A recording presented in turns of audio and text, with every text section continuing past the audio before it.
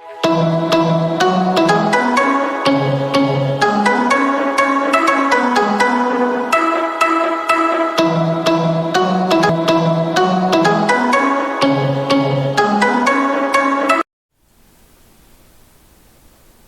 दोस्तों, मैं आशुतोष आपका स्वागत करता हूं हमारे e learning platform study with civil buddy में। जैसे कि आप जानते ही हैं कि हमारा जो पहला लेक्चर था वो ऑप्टिक्स को लेके हुआ था और आज हमारा सेकंड लेक्चर है और ये हमारा इलेक्ट्रिसिटी से रिलेटेड है। ठीक है, इसमें आज हम फिर से 40 प्लस क्वेश्चन करने की कोशिश करेंगे और उन क्वेश्चनों के थ्रू इलेक्ट्रिसिटी से रिलेटेड जितनी भी चीजें हैं वो समझने की कोशिश करेंगे। ठीक है, तो आज हम स्टार्ट करते हैं आज का सेशन। तो आज का सेशन है जो हमारा रहने वाला है इलेक्ट्रिसिटी को लेकर। किसको?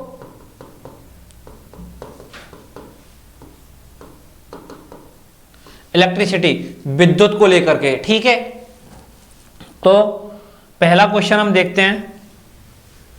पहला क्वेश्चन है which of the following is conductor of electricity. निम्न में से कौन सा कंडक्टर सुचालक है किसका? इलेक्ट्रिसिटी का। ठीक है, क्वेश्चन ये है कंडक्टर ऑफ इलेक्ट्रिसिटी, निम्न में से कौन सा है कंडक्टर ऑफ इलेक्ट्रिसिटी का। अब आप इसका आंसर देने की कोशिश करिए।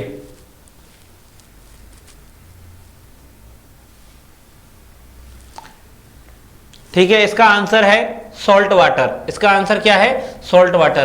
तो पहली चीज तो ये है कि इलेक्ट्रिसिटी होती क्या है, सबसे पहले तो हम ये समझने की कोशिश करेंगे। ठीक है,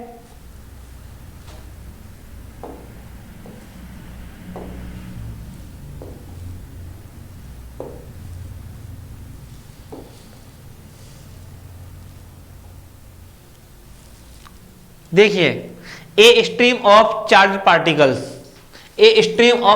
पार्टिकल्स इज कॉल्ड इलेक्ट्रिसिटी। आवेशित जो पार्टिकल होते हैं, आवेशित जो कण होते हैं, उनका प्रवाह क्या कहलाता है? विद्युत धारा कहलाती है। क्या कहलाती है? विद्युत धारा।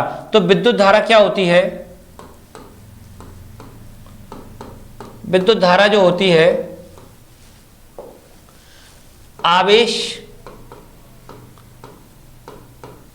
आवेशों के प्रवाह की दर। आवेशों के प्रवाह की दर क्या कहलाती है? विद्युत धारा I। तो it means I equal to Q upon T।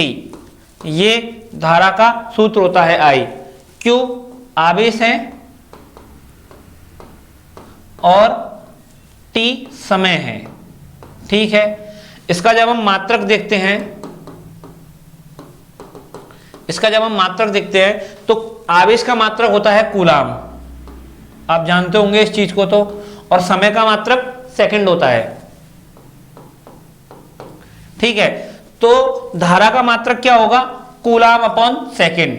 ठीक है, कूलाम अपॉन सेकंड। अब इस कूलाम अपॉन सेकंड को एसआई पद्धति में एम्पियर बोलते हैं। क्या बोलते हैं? एम्पियर।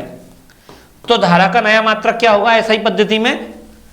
एम्पियर। ठीक है, अब एक एम्पियर जो होता है वो इक्वल होता है एक कूलाम बटे एक सेकंड।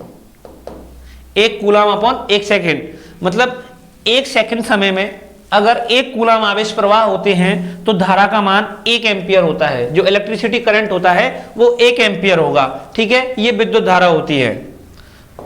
ये चीज आपके समझ में आ गई होगी। ठीक है, अब अपन अगला क्वेश्चन देखते हैं।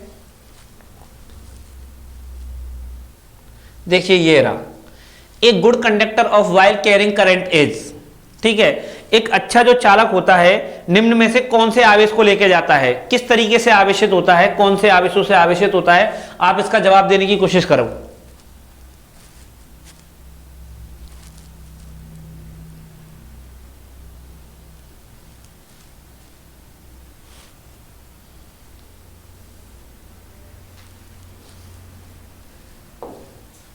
इसका आंसर होगा नेगेटिवली चार्ज। क्या होगा? Negatively charge.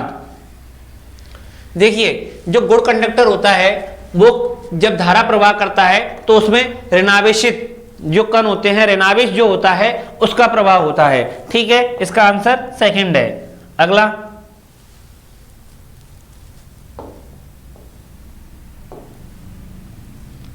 Next third question ये रहा, और थर्ड क्वेश्चन को आप सॉल्व करने की कोशिश कीजिए।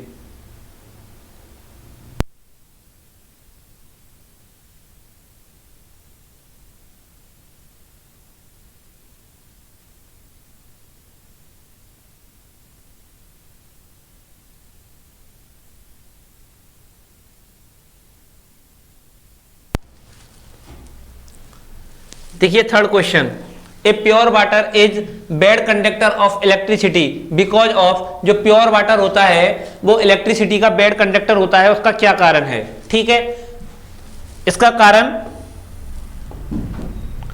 कारण जो होगा वो होगा फेबली आयोनाइज्ड। क्या होगा? Feebly ionised. ये बहुत कम रूप से आयनित होता है, आसानी से आयनित नहीं होता है प्योर वाटर जो होता है, इस वजह से ये बैड कंडक्टर है। क्या है? बैड कंडक्टर है। ओके,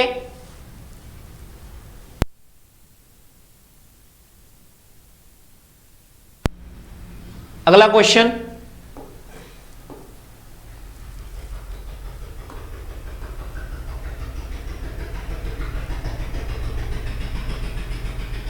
अगला फोर्थ क्वेश्चन ये रहा आपके सामने, आप इसको सॉल्व करने की कोशिश कीजिए। Which of the following is arrange in order of decreasing conductivity? इनमें से, निम्न में से कौन सी है जो घटता हुआ क्रम है? किसका? इलेक्ट्रिक कंडक्टिविटी का, विद्युत स्वचालक का घटता हुआ क्रम निम्न में से कौन सी धातुओं में से है? आप बताइए इसका आंसर।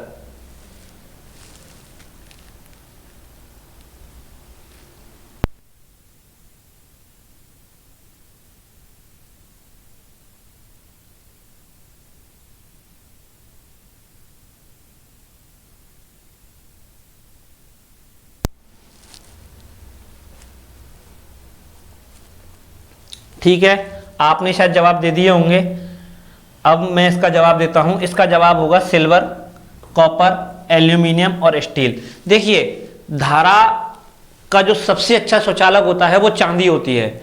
धारा की सबसे अच्छी स्वचालक कौन सी धातु होती है? चांदी। मतलब चांदी जो होती है उसमें धारा का प्रवाह बहुत आसानी से होता है, बहुत आसानी से होता है। उससे कम कॉपर, उससे कम एल्यूमिनियम, उससे कम स्टील। अब देखिए बाकी के ऑप्शंस में देखते हैं, कॉपर बाद में दिया हुआ है, सिल्वर, तो ये पॉसिबल नहीं है। एल्यूमिनियम फिर सिल्वर, ये भी पॉसिबल नहीं है। कॉपर, एल्यूमिनियम, यहाँ पे तो सिल्वर को सबसे लास्ट में रखा गया है, तो ये भी पॉसिबल नहीं है। तो सही आंसर क्या होगा? Fourth is correct answer. ठीक है, अब देखिए जब बात कंडक्टिविटी की आई है तो हम एक चीज और समझने की कोशिश करते हैं कि चालक क्या होते हैं, अर्धचालक क्या होते हैं और कुचालक क्या होते हैं। कंडक्टर, इंसुलेटर और सेमीकंडक्टर। ठीक है, इनको हम समझने की कोशिश करेंगे।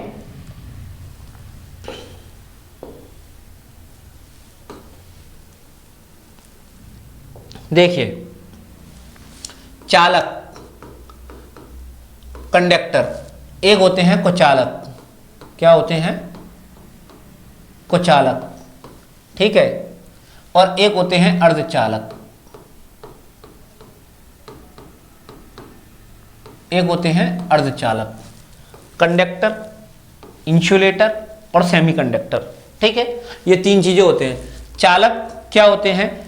चालक ऐसे तत्व होते हैं या ऐसी धातुएं होती हैं जिनमें धारा का प्रवाह बहुत आसानी से हो जाए, जिनमें धारा के प्रवाह का कोई विरोध ना हो, बहुत आसानी से प्रवाह हो जाए, वो चालक कहलाते हैं। धारा प्रवाह आसानी से हो। ठीक है, जो कुचालक होते हैं वो धारा का प्रवाह नहीं करते हैं। ठीक है, तो धारा प्रवाह नहीं होती है कुचालकों में, धारा का प्रवाह नहीं होता। अब देखिए, जो सेमीकंडक्टर होते हैं, अर्धचालक होते हैं, उनका क्या है? उनका सीन ये होता है कि सेमीकंडक्टर जो होते हैं वो सामान्य ताप पर, नॉर्मल सिचुएशन में धारा का प्रवाह नहीं करते हैं। जब इनका तापमान बढ़ाया जाता है, इनको हीट दी जाती है, ऊष्मा दी जाती है, तो ये धारा का प्रवाह करने लगते हैं, और जैसे ही हम टेम्परेचर को कम करते हैं फिर से ये धारा का प्रवाह रोक देते हैं। ठीक है, तो अगर इसका टेम्परेचर बढ़ाया जाए तो चालकता दर्शाते हैं, ये चालकता दर्शाते हैं। अगर टेम्परेचर इनका कम किया जाए तो इनकी जो चालकता है वो भी कम हो जाती है। ठीक है, तो अर्धचालक वे होते हैं जिनका अगर टेम्परेचर बढ़ाया जाए तो वो चालकता दिखाएंगे, और अगर उनका टेम्परेचर कम किया जाए तो वो चालकता नहीं दिखाते हैं। तो अर्धचालक कौन कौन से होते हैं? सिलिकॉन, जर्मेनियम, कार्बन, आर्सेनिक, ये अर्धचालक होते हैं। सिलिकॉन, जर्मेनियम, कार्बन, आर्सेनिक, ये धातुएं जो होती हैं, ये तत्व जो होते हैं, ये अर्धचालक होते हैं। कुचालक कौन कौन से होते हैं? जैसे प्लास्टिक, प्लास्टिक में कभी धारा प्रवाह नहीं होती है। लकड़ी, प्लास्टिक होती है, लकड़ी होती है, ऐसी इनसे जो चीजें बनी हुई होती हैं वो कुचालक होती हैं, उनमें धारा का प्रवाह आसानी से नहीं होता है। और चालक, चालक में जैसे कि हमने अभी देखा था चांदी, कॉपर, एल्यूमिनियम, ठीक है, ये क्या होते हैं? ये चालक होते हैं। ये चीज आपके बहुत अच्छे से समझ में आ गई होगी। अब देखते हैं हमारा नेक्स्ट क्वेश्चन। देखिए ये क्वेश्चन कर ही लिया था हमने, फोर्थ क्वेश्चन। फिफ्थ क्वेश्चन देखते हैं, which one of the following is a good electrical conductor. ठीक है, निम्न में से अच्छा इलेक्ट्रिकल कंडक्टर कौन सा है? इसका जवाब देने की कोशिश कीजिए आप।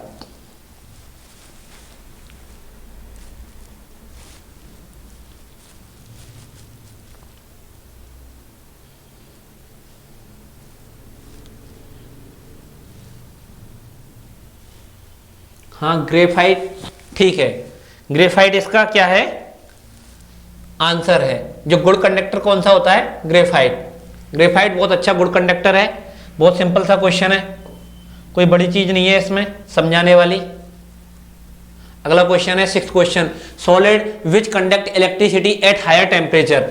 ऐसे सॉलिड, ऐसे ठोस जो कि conduct electricity at higher temperature, कहां पर? उच्च तापमान पर कंडक्ट करते हैं इलेक्ट्रिसिटी को। What not at low temperature are called. लेकिन लो टेम्परेचर पर कंडक्ट नहीं करते हैं, वो क्या कहलाते हैं? ये चीज मैं अभी अभी समझा चुका हूं आपको, तो इसका जवाब आपको देने में बहुत आसानी होगी। जवाब दीजिए इसका।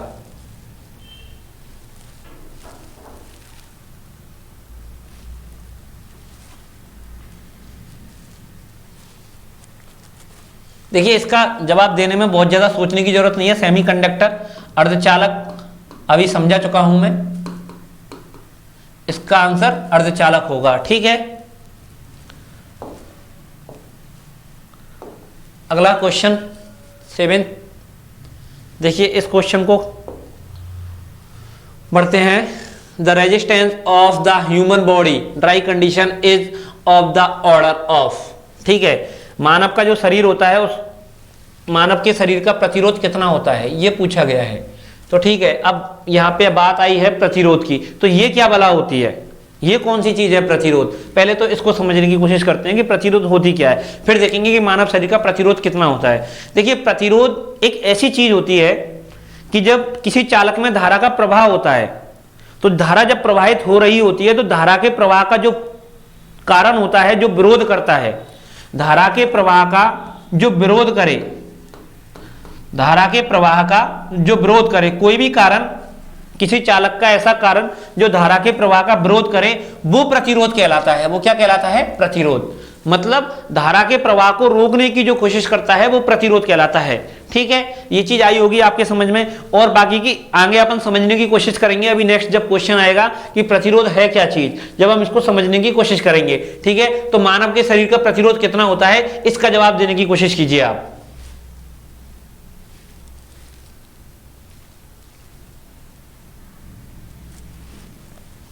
देखिए इसका प्रतिरोध 10⁴ ओम होता है। अब ये ओम क्या है? ये प्रतिरोध का मात्रक है, ओम।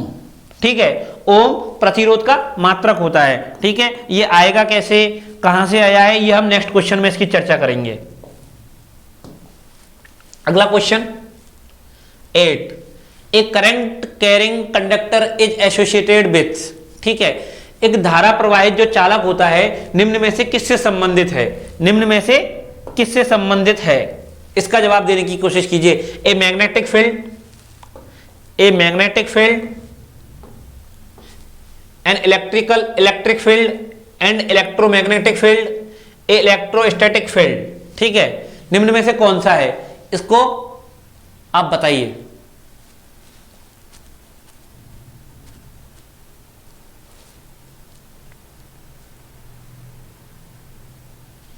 ठीक है, देखते हैं अब इसका जवाब देखते हैं, आपने दे दिया है इसका जवाब। देखिए होता क्या है, पहले इस चीज को समझिए आप कि कोई भी चालक है जिसमें धारा का प्रवाह हो रहा है, धारा प्रवाहित हो रही है। जब किसी चालक में धारा प्रवाहित होती है तो चालक के आसपास एक चुंबकीय क्षेत्र, कैसा क्षेत्र? चुंबकीय क्षेत्र उत्पन्न होता है, मैग्नेटिक फील्ड उत्पन्न होता है। किसके आसपास? चालक के आसपास में। किसकी वजह से? विद्युत धारा की वजह से। किसकी वजह से? विद्युत धारा जब किसी चालक में प्रवाहित होती है तो उस चालक के आसपास में चुंबकीय क्षेत्र उत्पन्न होता है, उसको ही वैद्युत चुंबकीय क्षेत्र कहते हैं। उसको क्या कहते हैं? वैद्युत चुंबकीय क्षेत्र कहते हैं। तो एक current carrying conductor is associated with, किससे संबंधित है? इलेक्ट्रोमैग्नेटिक फील्ड से। तो इसका आंसर ये होगा, ठीक है। अगला क्वेश्चन देखते हैं। 9th क्वेश्चन ये रहा, the magnitude of current flowing between two end point. A magnitude of current flowing between two end point. कोई भी दो एंड पॉइंट हैं, ठीक है, कोई भी चालक है उसके दो पॉइंट हैं, कोई भी चालक है उसके दो पॉइंट हैं, मान के चलते हैं ए और बी, ठीक है, एंड पॉइंट, और उनमें कोई भी करंट फ्लो हो रहा है, मान के चलते हैं धारा आई प्रवाहित हो रही है, करंट फ्लो हो रहा है I two end point of a conductor is proportional. ये जो आई है, जो धारा प्रवाहित हो रही है, is proportional to the potential difference. किसके प्रोपोर्शनल है? पोटेंशियल डिफरेंस, विभवांतर के समानुपाती है, between them, and it is called as. ये कौन सा लॉ कहलाता है? चार दे रखे हैं, Avogadro law, Raoult law, Ohm's law, Faraday's law, ठीक है। फैराडे का नियम है, ओम का नियम है, या राउल्ट का नियम है, या एवोगैड्रो का नियम है? निम्न में से कौन सा नियम है? पढ़ा होगा ये आपने 9th क्लास में, 10th क्लास में, बहुत बेसिक चीज है। ओम का नियम हम बहुत शुरुआत से पढ़ते आए हैं, तो ये ओम का नियम कहलाता है। किसका नियम कहलाता है? ओम का नियम। देखिए इसको बहुत और अच्छे तरीके से समझने की कोशिश करते हैं कि ओम का नियम होता क्या है, फिर हम हमारे नेक्स्ट क्वेश्चन की ओर बढ़ेंगे। बात यहां तक आई ही है तो फिर इसको क्लियर करके चलेंगे कि ओम का नियम होता क्या है। ऐसे थोड़ी ना जाने देंगे ओम के नियम को, इंपॉर्टेंट है। ओम के नियम से बहुत सारे क्वेश्चन पुट होते हैं, ये चीज याद रखना बहुत इंपॉर्टेंट है, बहुत इंपॉर्टेंट नियम है ये फिजिक्स का। देखिए ओम का नियम होता क्या है? ओम का नियम ये कहता है कि कोई चालक है, कोई भी चालक है और उसमें धारा प्रवाहित हो रही है, क्या? आई, क्या? आई धारा प्रवाहित हो रही है और वो किसी, मान के चलते हैं, सेल से कनेक्ट है, प्लस और ये माइनस, ठीक है, इसमें आई धारा प्रवाहित हो रही है। अब इसके जो दो सिरे हैं, इन सिरों पर, इस सिरे पर एक विभव है और इस सिरे पर एक विभव है, पोटेंशियल है, इलेक्ट्रिक पोटेंशियल है इस पर, और उस पर भी एक इलेक्ट्रिक पोटेंशियल का कोई मान होगा, अपन मान के चलते हैं, ठीक है। इन दोनों इलेक्ट्रिक पोटेंशियल के बीच में डिफरेंस होता है, इस इलेक्ट्रिक पोटेंशियल डिफरेंस को बोलते हैं विभवांतर, बी। क्या बोलते हैं? विभवांतर,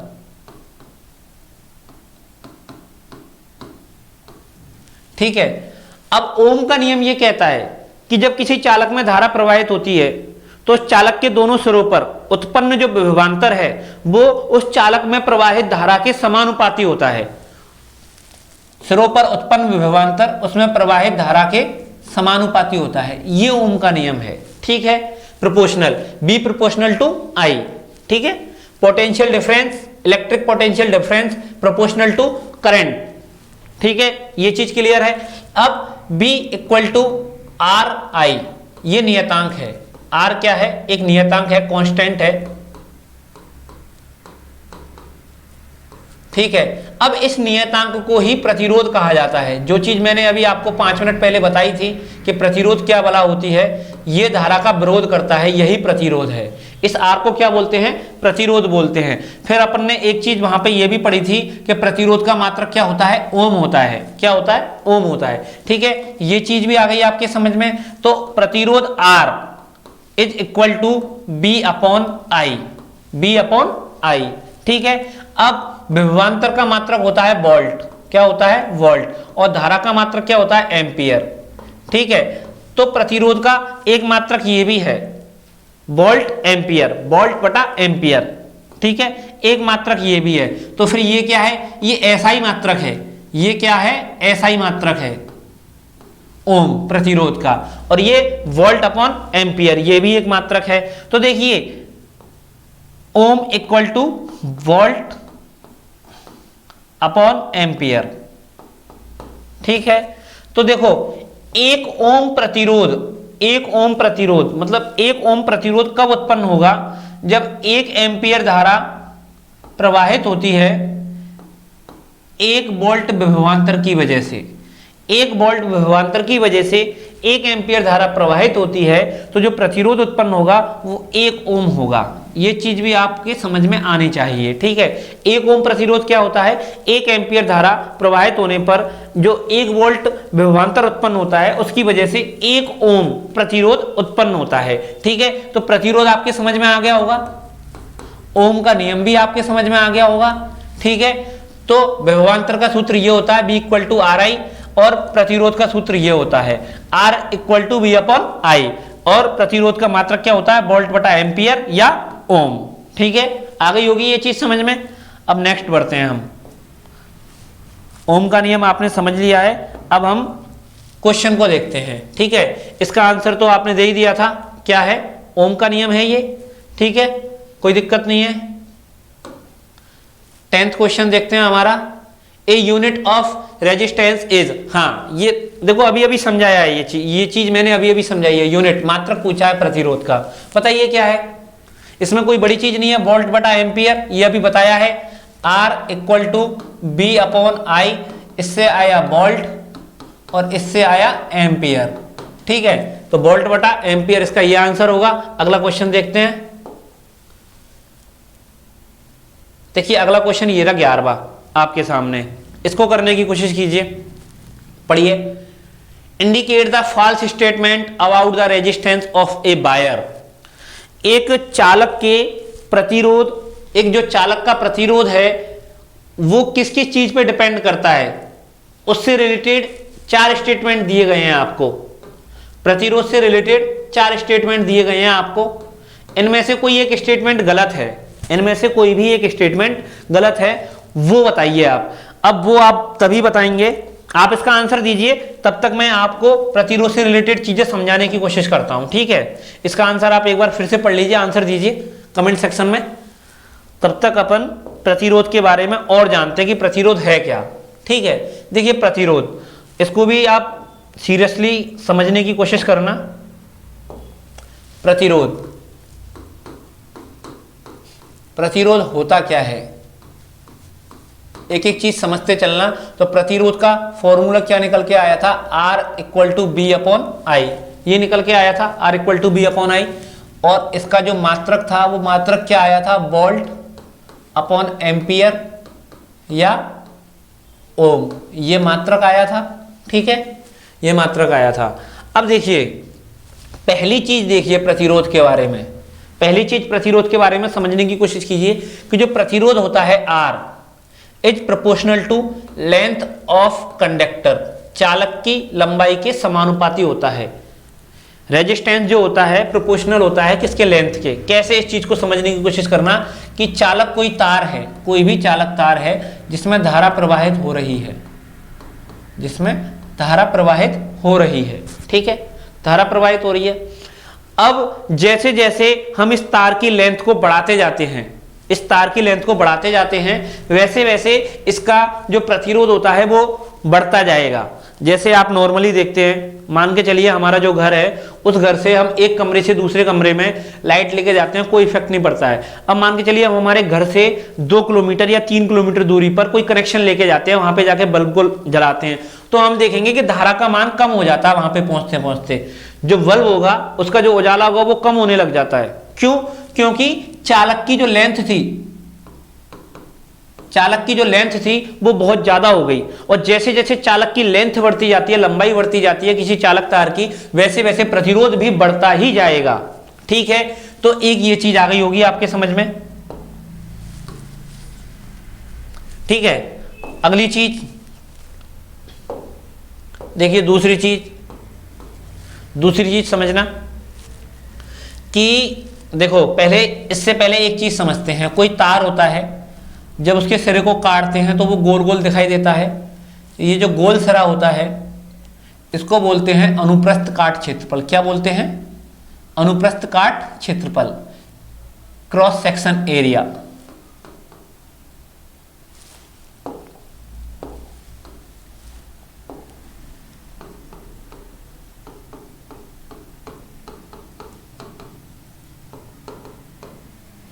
क्रॉस सेक्शन एरिया, अनुप्रस्थ काट क्षेत्रफल।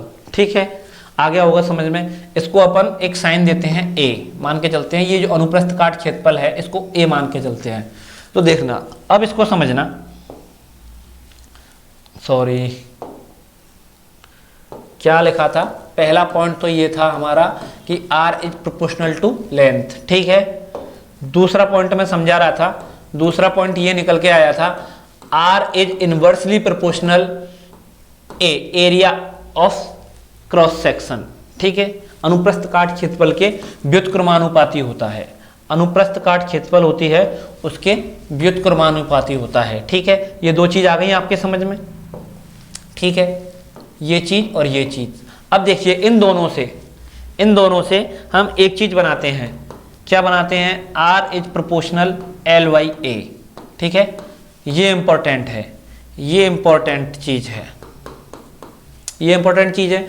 r is proportional L/A। ठीक है, अब r is equal to rho multiply L/A। ये एक और फॉर्मूला बन के आता है। ठीक है, क्या बन के आया? r is equal rho L/A। अब यहाँ पे जो रो आया है ये भी एक नियतांक है, कांस्टेंट है। क्या है? कांस्टेंट है। अब इस कांस्टेंट को बोलते हैं विशिष्ट प्रतिरोध। क्या बोलते हैं? विशिष्ट प्रतिरोध। विशिष्ट प्रतिरोध होता है ये रो। ठीक है, तो विशिष्ट प्रतिरोध का फॉर्मूला क्या बनेगा? Rho equal to RA/L। ये विशिष्ट प्रतिरोध का सूत्र है, R/A/L। तो इसका जो मात्रक है, विशिष्ट प्रतिरोध का मात्रक क्या निकल के आएगा? ओम मीटर। क्या निकल के आएगा? ओम मीटर। ये इसका विशिष्ट प्रतिरोध का मात्रक निकल के आया है। तो देखो, दो चीज समझनी आनी चाहिए हमको कि जो चालक है उसका जो प्रतिरोध होता है वो लेंथ के प्रोपोर्शनल होता है, समानुपाती होता है। जो प्रतिरोध R होता है वो अनुप्रस्थ काट क्षेत्रफल के भी इनवर्सली प्रोपोर्शनल होता है, व्युत्क्रमानुपाती होता है। ये चीज, दो चीजें आपको समझ में आनी चाहिए। ठीक है, आई होंगी, उम्मीद है आपको ये चीज समझ में। अब हमारा क्वेश्चन देखते हैं कि क्वेश्चन क्या कह रहा है। क्वेश्चन ये कह रहा है कि it depends on a material of wire. ये तो सही है, जो प्रतिरोध है वो मटेरियल के ऊपर डिपेंड करता है। जैसे चांदी का प्रतिरोध कम है तभी तो वो धातु की अच्छी सुचालक है। ठीक है, तो ये मटेरियल पर डिपेंड करता है, ये भी सही है। It is directly proportional to the length of wire. ये पढ़ी चुके हैं, directly proportional to length of wire, ये भी सही है। ठीक है, it is directly proportional to the area of cross section. तो देखिए, ये कह रहा है कि प्रतिरोध डायरेक्टली प्रोपोर्शनल है एरिया ऑफ क्रॉस सेक्शन के। नहीं, ये चीज गलत है। हमने क्या पढ़ा है? R is inversely proportional cross area section. ठीक है, हमने ये चीज पढ़ी है। तो ये फॉल्स स्टेटमेंट है। ठीक है, ये फॉल्स स्टेटमेंट है। तो आंसर क्या होगा? थर्ड। तीसरा पॉइंट क्या कहता है? Resistance of A metallic wire increases in temperature. हाँ, देखिए, ये चीज मैं बताना भूल गया था। जो रेजिस्टेंस होता है R वो प्रोपोर्शनल होता है एक तरीके से T के। मतलब अगर किसी चालक में धारा प्रवाहित हो रही है, अगर उसका हम टेम्परेचर, तापमान, अगर हम उसका तापमान बढ़ा देते हैं तो उसका प्रतिरोध भी बढ़ जाएगा, उसका प्रतिरोध बढ़ जाएगा। और अगर किसी चालक का प्रतिरोध बढ़ जाएगा तो उसमें जो प्रवाहित धारा है वो क्या हो जाएगी? वो कम हो जाएगी। ठीक है, टेम्परेचर बढ़ाने पर प्रतिरोध बढ़ता है और जब प्रतिरोध बढ़ता है तो धारा कम होती है। ये चीज आपके समझ में आनी चाहिए। ठीक है, तो ये भी फोर्थ स्टेटमेंट है, ये भी करेक्ट स्टेटमेंट है। अगला क्वेश्चन देखते हैं।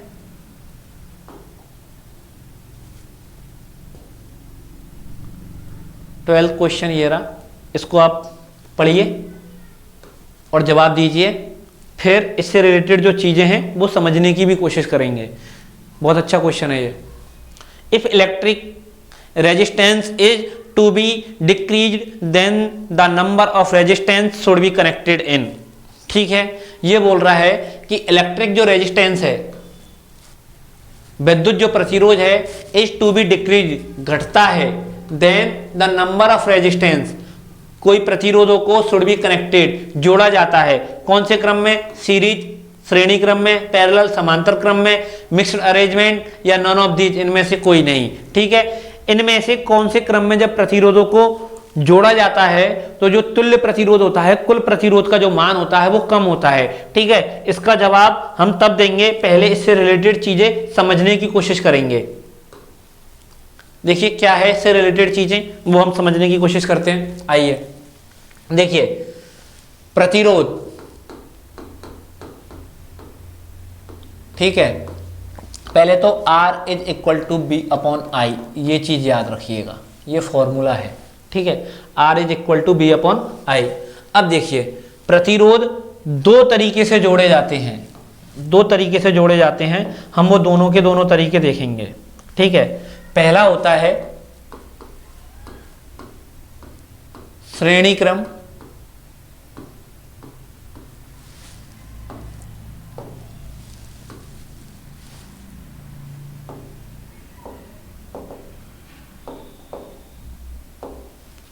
पहला होता है श्रेणी क्रम संयोजन, सीरीज कॉम्बिनेशन। ठीक है, और दूसरा होता है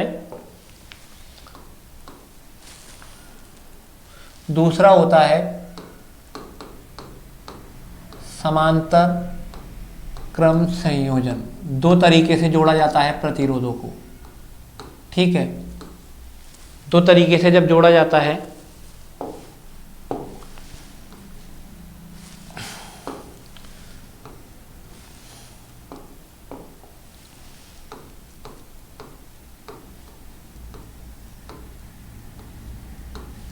ठीक है, समांतर क्रम संयोजन और श्रेणी क्रम संयोजन, सीरीज और वो पैरेलल। ठीक है, अब श्रेणी क्रम संयोजन को देखते हैं, होता क्या है श्रेणी क्रम संयोजन में। देखिए, श्रेणी क्रम संयोजन में होता यह है कि कोई भी प्रतिरोध, देखिए ये प्रतिरोध का चिन्ह होता है, प्रतिरोध को इस तरीके से शो करते हैं। कोई भी प्रतिरोध है, मान के चलिए R1, ठीक है, जब उसको किसी दूसरे प्रतिरोध से जोड़ा जाता है इस तरीके से, फिर दूसरे को तीसरे से जोड़ा जाता है, मान के चलिए ये तीन प्रतिरोध है, R1, R2, R3। देखिए श्रेणी क्रम संयोजन में होता क्या है कि पहले प्रतिरोध का जो दूसरा सिरा होता है वो दूसरे प्रतिरोध के पहले सिरे से जुड़ा हुआ होता है, पहले प्रतिरोध का जो दूसरा सिरा है वो किसी दूसरे प्रतिरोध के पहले सिरे से जुड़ा हुआ होता है। ये कहलाता है श्रेणी क्रम संयोजन। जब श्रेणी क्रम संयोजन में इस तरीके से जोड़ा जाता है, मान के चलिए प्रतिरोधों को, और ठीक है विभवांतर मान के चलिए अब इसमें I धारा प्रवाहित होती है, तो जो I धारा है वो प्रत्येक प्रतिरोध में समान होती है। क्या होती है? प्रत्येक प्रतिरोध में समान होती है। तो इसमें विभवांतर का मान अलग अलग होता है। R1 प्रतिरोध पे विभवांतर B1 है, R2 प्रतिरोध पे विभवांतर B2 है, और R3 जो प्रतिरोध है उस पे जो पोटेंशियल डिफरेंस है वो V3 होगा। ठीक है, तो टोटल पोटेंशियल डिफरेंस क्या होगा? B equal to B1 plus B2 plus B3। ठीक है, अब B इक्वल टू क्या होता है? B इक्वल टू IR होता ही है, ये चीज हम जानते हैं ओम के नियम से। तो देखिए B equal to IR equal to IR1 plus IR2 plus IR3। देखिए B1 की जगह क्या रख दिया? IR1, B2 की जगह क्या रख दिया? IR2, B3 की जगह क्या रख दिया? IR3। ठीक है,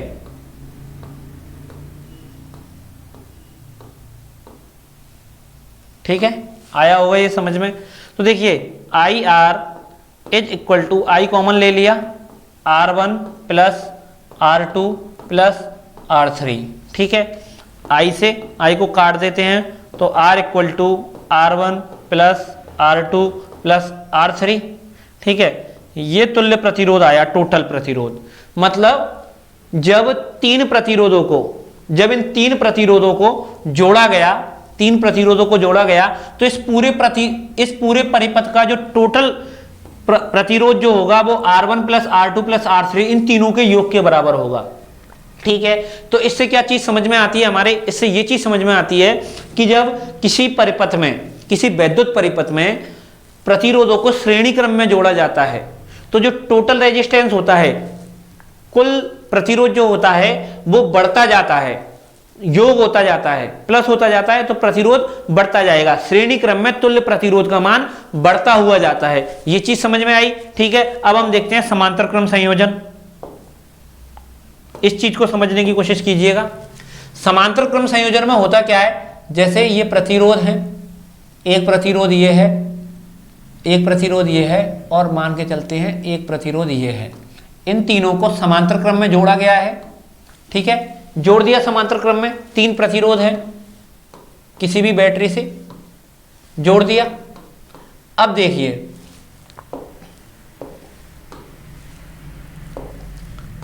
ठीक है, अब इसमें होता क्या है, इसमें इन दोनों सिरों पर जो विभवांतर है वो तो समान रहता है, इसमें B समान रहता है, फिक्स रहता है, नियत रहता है विभवांतर। इसमें धारा अलग अलग होती है। I धारा यहां से जा रही है तो एक धारा तो यहां पे जाती है I1, एक धारा यहां पे प्रवाहित होगी I2, और एक धारा यहां पे प्रवाहित होती है I3 इस वाले प्रतिरोध में। ये प्रतिरोध मान के चलते हैं R1 है, ये प्रतिरोध R2 है, और ये प्रतिरोध है R3। ठीक है, तीन प्रतिरोध है R1, R2 और R3। इनमें धारा प्रवाहित हो रही है I1 plus I2 plus I3, तीन धाराएं प्राप्त हो रही हैं। तो इसमें जो टोटल धारा होगी, कुल करंट जो होगा उसका मान क्या होगा, I plus I1 plus I2 plus I3। ठीक है, अब देखिए फॉर्मूला ओम के नियम का B इक्वल टू IR होता ही है, तो I बराबर B upon R, B upon R, B upon R1 plus B upon R2 plus B upon R3। ठीक है, अब B कॉमन ले लेते हैं तो 1 upon R equal to 1 upon R1 plus 1 upon R2 plus 1 upon R3, और ये B बाहर आ गया, B से B को काट देते हैं तो 1 अपॉन R1, सॉरी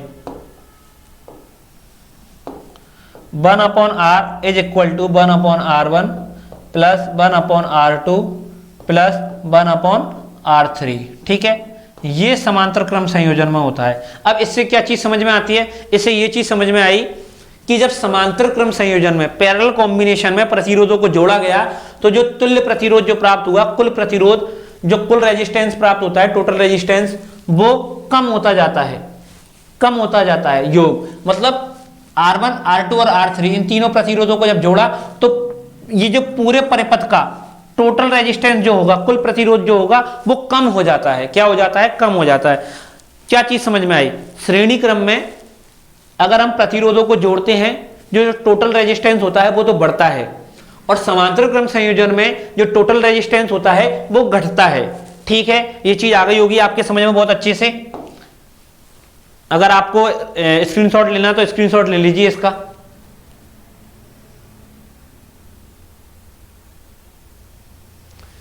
ठीक है, अब चलते हैं हम आगे हमारे क्वेश्चन पे। अब बहुत अच्छे से आपके समझ में आएगा। देखिए, इसने यही बोला है, इफ इलेक्ट्रिकल रेजिस्टेंस, जो वैद्युत प्रतिरोध है, माफ कीजिएगा, जो विद्युत प्रतिरोध है टू बी डिक्रीज, घटना चाहिए। ठीक है, then the number of the resistance should be connected. कौन से क्रम में जब उठते हैं, जब जो टोटल रेजिस्टेंस है वो घटेगा। अभी देखा था हमने पैरेलल में, पैरेलल में कम होता है और सीरीज में क्या होता है, बढ़ जाता है। तो इसका आंसर क्या होगा, इसका आंसर होगा पैरेलल। ठीक है, हो गया क्वेश्चन। अब बहुत आसान लग रहा होगा क्वेश्चन कि हाँ बहुत सिंपल सा लल्लू सा क्वेश्चन है, हो गया। देखिए अगला क्वेश्चन देखते हैं 13वां। देखिए इसको आप करने की कोशिश कीजिए, शायद मैंने चीजें समझा दी हैं।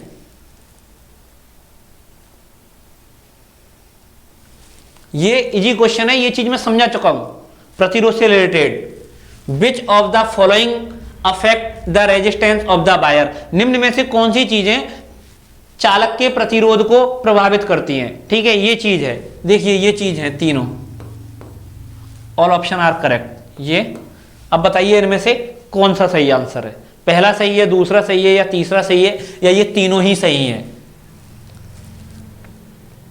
देखिए जो रेजिस्टेंस है, प्रतिरोध है, तार का जो प्रतिरोध होता है वो प्रतिरोधकता पर डिपेंड करता है, लेंथ ऑफ वायर पर डिपेंड करता है, ये चीज मैंने पढ़ाई थी, लेंथ ऑफ वायर पर डिपेंड करता है, area of cross section of wire इस पे भी डिपेंड करता है या नहीं करता है। ठीक है, तो ऑल ऑप्शन आर करेक्ट, इसका आंसर क्या होगा fourth, all option are correct. बहुत इजी क्वेश्चन है। ठीक है, अगला क्वेश्चन देखते हैं 14। हाँ, ये क्वेश्चन आप करिए, ये क्वेश्चन मैं आपको करने के लिए छोड़ता हूं, इसका जवाब आप ही दीजिए क्योंकि ये चीज मैं समझा चुका हूं अभी अभी।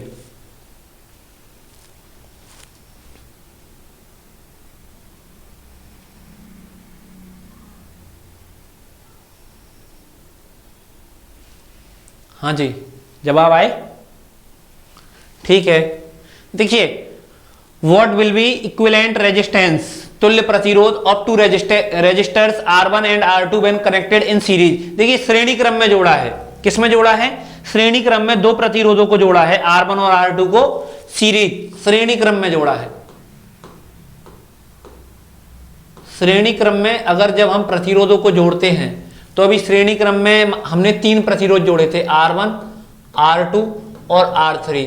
तब श्रेणी क्रम संयोजन में क्या निकल के आया था, जो टोटल रेजिस्टेंस था वो R equal to R1 plus R2 plus R3, यही निकल के आया था ना, यही निकल के आया था। अब देखिए यही निकल के आया, तो यहां पे ये बोला कि श्रेणी क्रम में दो प्रतिरोधों को जोड़ा R1 और R2 को, तो टोटल रेजिस्टेंस क्या होगा R1 प्लस R2। देखिए ऑप्शन में कहां पे R1 प्लस R2, देखिए ये रहा, तो सेकंड ऑप्शन करेक्ट होगा, कोई दिक्कत, बहुत इजी क्वेश्चन है। थ्योरी अगर आपके समझ में आई तो क्वेश्चन बहुत इजी होंगे। ठीक है, बहुत बड़ी रॉकेट साइंस नहीं लगती है, कोई रॉकेट साइंस नहीं है कि यहाँ पे हमको भाई अंतरिक्ष में जाना है और कोई चीज बनानी है, सिंपल से क्वेश्चन है, सिंपल सी थ्योरी है, समझ में आइए और करिएगा question. The resistance of a metal conductor is, देखिए ये भी वही क्वेश्चन है, समझा चुका हूं मैं अभी के अभी। जवाब दीजिए, पढ़िए, जवाब दीजिए, प्रतिरोध से रिलेटेड चीजें हैं, समझा चुका हूं मैं अभी अभी, जवाब दीजिए।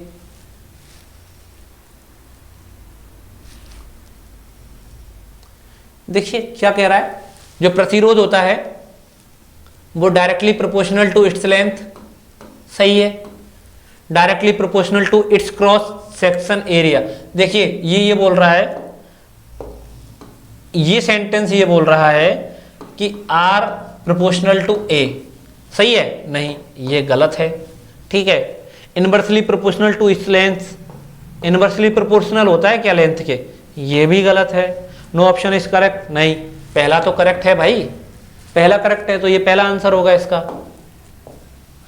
कोई दिक्कत नहीं है।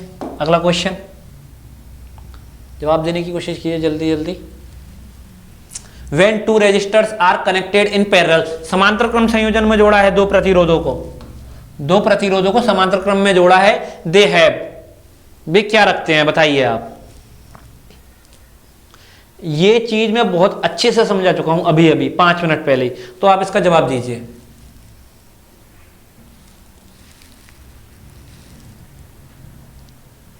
देखिए समांतर क्रम संयोजन में जोड़ा था हमने तीन प्रतिरोधों को, ऐसे जोड़ा था, और उसमें हमने क्या पढ़ा था, उसमें हमने ये पढ़ा था कि कोई धारा जब आ रही थी, वो धारा तीन भागों में डिवाइड हुई थी, I1, I2 और I3। ठीक है, लेकिन जो पोटेंशियल डिफरेंस था वो फिक्स था और धारा अलग अलग थी। सेम करंट होता है, नहीं, सेम करंट तो नहीं होता, अलग अलग करंट होता है अलग अलग प्रतिरोध में। सेम पोटेंशियल डिफरेंस, हाँ सेम पोटेंशियल डिफरेंस होता है, तो इसका आंसर क्या होगा, सेम पोटेंशियल डिफरेंस पैरेलल में,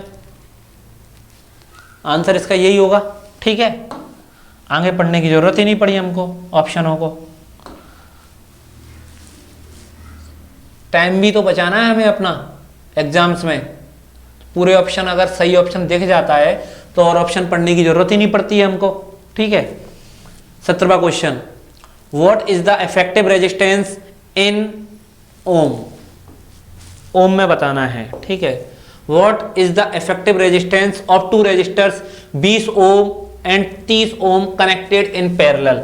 समांतर क्रम संयोजन में दो प्रतिरोधों को जोड़ा गया जिनके प्रतिरोध का मान है, एक के प्रतिरोध का मान है 20 ओम और एक के प्रतिरोध का मान क्या है, 30 ओम है। देखिए समांतर क्रम संयोजन में जब जोड़ते हैं तो फॉर्मूला निकल के आया था 1/r equal to 1/r1 plus 1/r2 और कितने भी जोड़ते जाओ। ठीक है, अब यहाँ पे दो ही हैं तो जो टोटल रेजिस्टेंस कैसे निकलेगा, 1/r equal to 1/r1। r1 का मान के चलते हैं अपन, r1 है 20 ओम और ये r2 है। ठीक है, 1/20 1/30। ठीक है, तो क्या आएगा,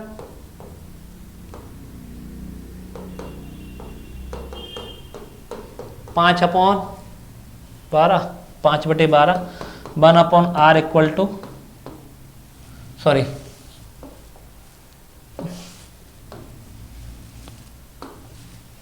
5/60। ठीक है, तो R इज इक्वल टू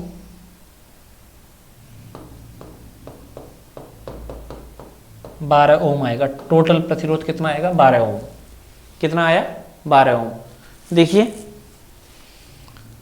जमाया 1/r 1/20 प्लस 1/30 सॉल्व किया, 5/60 1/r बराबर 5/60, r बराबर 60/5, 12 ओम इसका आंसर आया। तो आंसर क्या होगा, 12 ओम। ठीक है, समांतर क्रम संयोजन का ये फॉर्मूला देखा ही था हमने। देखिए जब तक थ्योरी समझ में नहीं आएगी या थ्योरी आप याद नहीं करोगे क्वेश्चन नहीं कर पाओगे। बहुत सिंपल क्वेश्चन है अगर आपको ये थ्योरी या ऐसे रिलेटेड चीजें याद होंगी तो। ठीक है, अगला क्वेश्चन देखिए,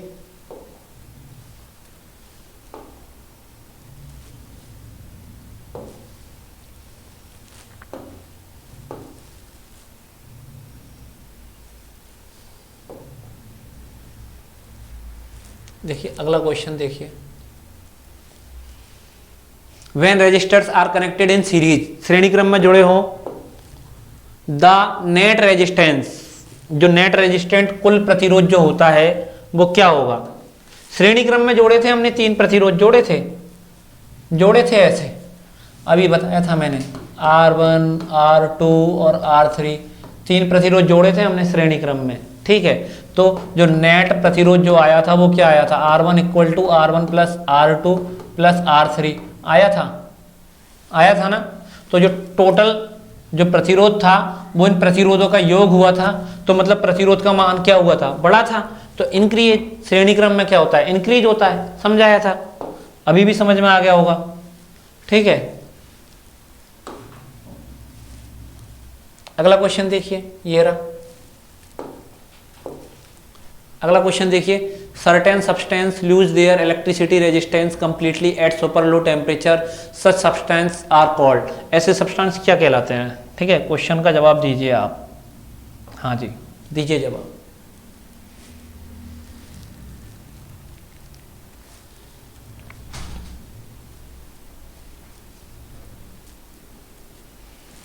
दीजिए।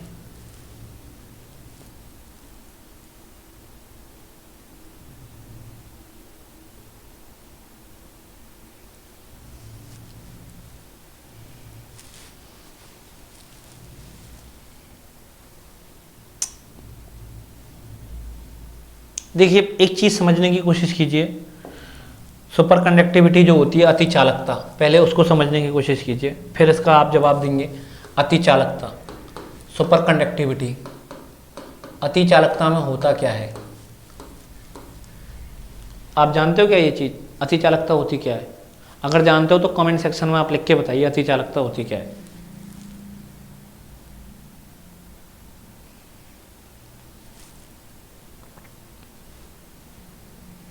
देखिए अति चालकता होती क्या है कि जब कोई चालक है, कोई भी धातु है, ठीक है, या कोई भी तत्व है, उसका जब उसका टेम्परेचर कम किया जाता है, उसका टेम्परेचर जब कम किया जाता है तो एक फिक्स टेम्परेचर पर, एक निश्चित टेम्परेचर पर, एक फिक्स टेम्परेचर पर जो चालक का प्रतिरोध जीरो हो जाए। क्या हो जाए? जीरो हो जाए, प्रतिरोध बिल्कुल कम हो जाए। जब प्रतिरोध बिल्कुल कम हो जाएगा तो धारा का प्रवाह ज्यादा होने लगता है। चालकता है, एक तो नॉर्मल धारा प्रवाहित हो रही है, चालक है, लेकिन बहुत ज्यादा धारा प्रवाहित होने लग जाए उसको क्या बोलेंगे? अति चालकता, सुपर कंडक्टिविटी। ठीक है, कब होती है वो? अगर टेम्परेचर को कम किया जाए, टेम्परेचर को कम करेंगे तो प्रतिरोध क्या हो जाएगा? कम हो जाएगा, जीरो हो जाएगा एक निश्चित तापमान पे आके। मैंने बताया था कि आर और टी में संबंध ये होता है, अगर टेम्परेचर को बढ़ाया जाए तो प्रतिरोध भी बढ़ता है और तब धारा का मान क्या होगा? कम होगा। लेकिन यहाँ पे ये बोल रहा है कि टेम्परेचर को कम किया जाए। ठीक है, टेम्परेचर को कम किया जाए तो एक ऐसा निश्चित तापमान आएगा जहां पे प्रतिरोध क्या हो जाएगा? जीरो हो जाएगा। और जब प्रतिरोध जीरो हो जाएगा तो धारा का प्रवाह कैसा हो जाएगा? मैक्सिमम। ठीक है, इस सिचुएशन को क्या बोलते हैं? अतिचालकता। क्या बोलते हैं? अतिचालकता। यही चीज बोली गई है इस क्वेश्चन में। अब आपको जवाब देने में आसानी होगी। Certain substance lose there electric resistance, अपने विद्युत प्रतिरोध को कम कर देते हैं, कंप्लीटली, पूरी तरीके से खो देते हैं। एट सुपर लो टेम्परेचर, बहुत न्यूनतम तापमान पर। सच सब्सटेंस आर कॉल्ड, ऐसे सब्सटेंस क्या कहलाते हैं? सुपर कंडक्टर्स, अतिचालक। ठीक है, क्वेश्चन बहुत इजी है। चीजें अगर आएंगी, रिलेट करते जाओगे तो चीजें बहुत इजी होती जाएंगी। रटने की कोशिश करोगे दिक्कत आएगी। जनरल साइंस है, कोई बहुत बड़ी साइंस नहीं है, जनरल साइंस है। ठीक है, अगला क्वेश्चन देखिए 20वां। Superconductor are substance that, देखिए अतिचालकता के बारे में ही है ये।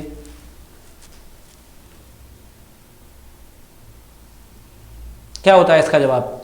पढ़िए और जो चीज मैंने समझाई है अभी उसको ध्यान में रखते हुए इसका जवाब देने की कोशिश करो आप। ठीक है,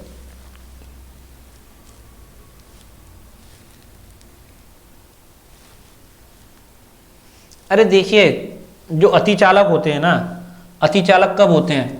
टेम्परेचर कम करेंगे तो एक फिक्स टेम्परेचर पर प्रतिरोध क्या हो जाएगा? जीरो हो जाएगा। आप तो ये चीज याद रखिए। ठीक है, मतलब जो प्रतिरोध होगा वो मिनिमम होगा, मतलब बिल्कुल कम होगा, उससे कम हो ही नहीं सकता। Offer minimum resistance to flow of electric current, धारा के प्रवाह के लिए मिनिमम रेजिस्टेंस होता है, न्यूनतम प्रतिरोध होता है। सही है भाई, आंसर सही है, मिल गया। तो आगे पढ़ने की जरूरत नहीं है। Conduct electricity eight low temperature, conduct electricity at high temperature, तो इसका सही आंसर क्या होगा? पहला होगा। ठीक है, आगे बढ़ते हैं, 21वां क्वेश्चन देखते हैं। क्लास लंबी रहने वाली है आज की, क्लास लंबी रहेगी, सेशन लंबा रहेगा, चीजें तभी समझ में आएंगी। और देखिए आप क्लास को ध्यान से देखेंगे ना तो शायद ही पॉसिबिलिटी बनती है कि क्वेश्चन इससे बाहर जाएगा। मैं ये नहीं बोल रहा कि क्वेश्चन यही छपेंगे, लेकिन इनसे रिलेटेड ही क्वेश्चन पूछे जाएंगे। जो चीजें मैं यहाँ पे क्लास में पढ़ा रहा हूं उनसे रिलेटेड चीजें ही आएंगी एग्जाम्स में आपकी में। ठीक है, अब इस क्वेश्चन को पढ़िए, जवाब देने की कोशिश कीजिए। जवाब मैं आपको इसी वजह से दिलवा रहा हूं क्योंकि ये चीजें मैं समझा चुका हूं। ठीक है, एट लो टेम्परेचर, एक कम ताप पर, lead behaves as a, lead जो होता है वो किसकी तरह बिहेव करता है? बताइए, सुपर कंडक्टर की तरह। लो टेम्परेचर पर जो होता है, जो लेड होता है वो सुपर कंडक्टर की तरह बिहेव करता है। देखिए जो पारा होता है ना, पारा 4.2 केल्विन ताप, याद रखिएगा ये क्वेश्चन भी पूछा जाता है। 4.2 केल्विन टेम्परेचर पर ये अतिचालकता दर्शाता है। क्या दर्शाता है? अतिचालकता। अतिचालक पदार्थ की तरह बिहेव करता है पारा 4.2 केल्विन टेम्परेचर पर। ठीक है, तो इसका आंसर क्या होगा? Super conductor. अगला क्वेश्चन देखते हैं। Which of the following elements has the highest electrical conductivity? सबसे ज्यादा इलेक्ट्रिकल कंडक्टिविटी निम्न में से कौन सा तत्व रखता है? अरे भाई ये तो बिल्कुल जीरो लेवल का क्वेश्चन है, लेकिन लग रहा होगा आपको जीरो लेवल का, लेकिन एग्जाम्स में पूछा जाता है ये क्वेश्चन। ठीक है, ये रहा सेकंड आंसर है। अगला क्वेश्चन देखिए 23वां। The nature of fuse wire is, fuse wire जो होते हैं उनकी प्रकृति कैसी होती है? ये इसका जवाब आप दीजिएगा। मौका दूंगा मैं आपको, मिनिमम 10-15 सेकंड का मतलब दूंगा, आराम से पढ़िए और इसका जवाब देने की कोशिश करिए। आप जवाब दीजिए। आप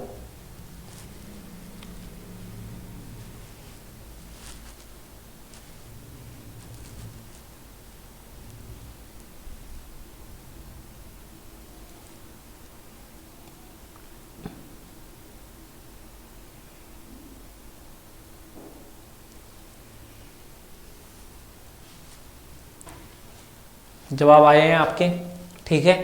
तो देखिए इसका आंसर होगा first, high resistance and low melting point. देखिए फ्यूज तार होता क्या है, फ्यूज तार घरों में काम में लिया जाता है, ठीक है। अब वो किसके लिए कि क्यों काम में लेते हैं, ये भी चीज़ आप याद रखिएगा कि फ्यूज वायर काम में क्यों लिया जाता है। एक होता है शॉर्ट सर्किट, शॉर्ट सर्किट, एक होता है ओवरलोडिंग,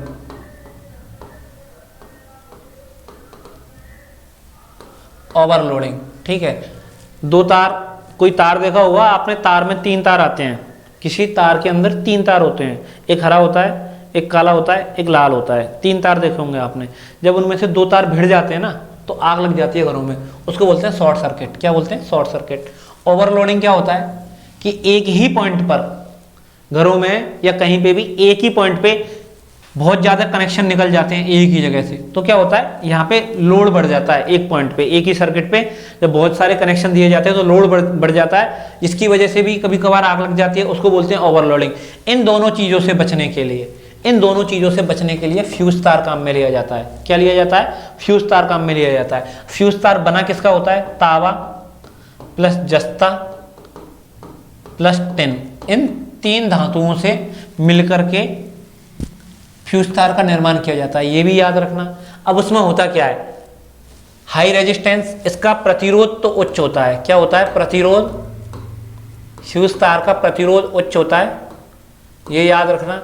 और गलनांक, गलनांक मिनिमम होता है, ठीक है। लो मेल्टिंग पॉइंट, गलनांक बहुत कम होता है इसका। इसी वजह से क्या होता है कि जब शॉर्ट सर्किट या ओवरलोडिंग की घटना जब होती है ना तो ये झट से टूट जाता है, और इसकी वजह से कोई बड़ी दुर्घटना होने से बच जाती है फ्यूज तार की वजह से, ठीक है। इसका भी आपने आंसर दिया। अब अगला क्वेश्चन देखते हैं, 24वां। What precaution should be taken, कौन कौन से प्रिकॉशन काम में लेने चाहिए? पढ़िए, जवाब दीजिए। Fuse should be connected in the circuit, सही है, फ्यूज तार तो लगाना चाहिए भाई, प्रिकॉशन है ये तो, बहुत अच्छी प्रिकॉशन है। Too many appliance should not be connected in single circuit, सही है, सिंगल सर्किट में काम में नहीं लेना चाहिए। एक ही जगह पर बहुत सारे आप कनेक्शन लोगे तो भाई ओवरलोडिंग होगी, ये भी प्रिकॉशन लेना चाहिए। Faulty appliances should not be connected in the circuit, सही है, फॉल्टी एप्लियंस काम में नहीं लेना चाहिए, ये भी सही है। तो क्या होगा? ऑल ऑप्शन आर करेक्ट, ठीक है, ये भी है। चौथा इसका आंसर हो गया। अगला देखिए, what is the process of transforming of charge from a charge object to the earth called, ठीक है। देखिए कोई भी चार्ज वस्तु है एक, उसमें से आवेश पृथ्वी में जाते हैं, वो क्या कहलाती है? उसमें से आवेश अगर पृथ्वी में जा रहे हैं तो वो चीज क्या कहलाएगी?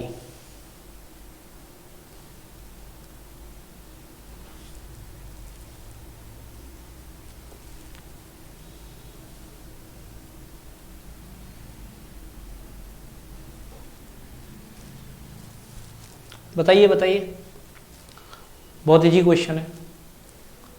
अरे कोई आवेशित वस्तु है, कोई भी आवेशित वस्तु है,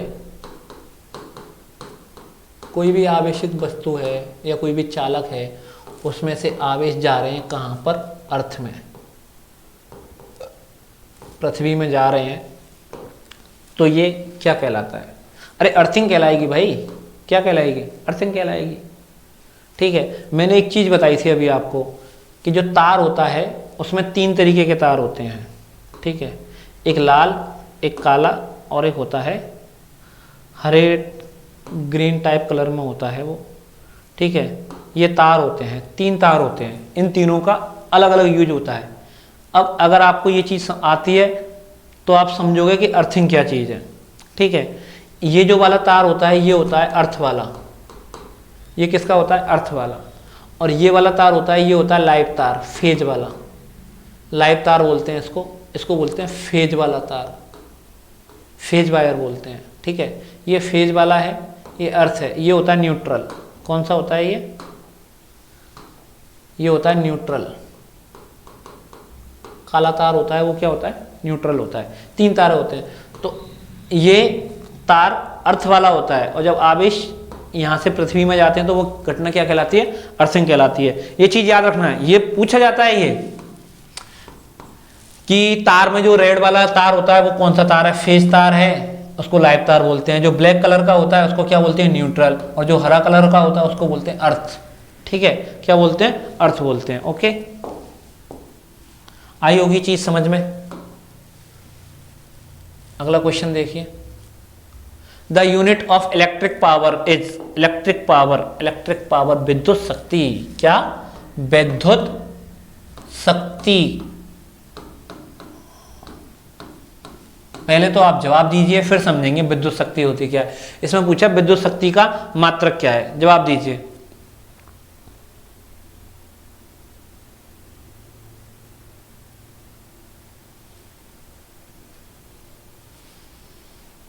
देखिए समझते हैं पहले।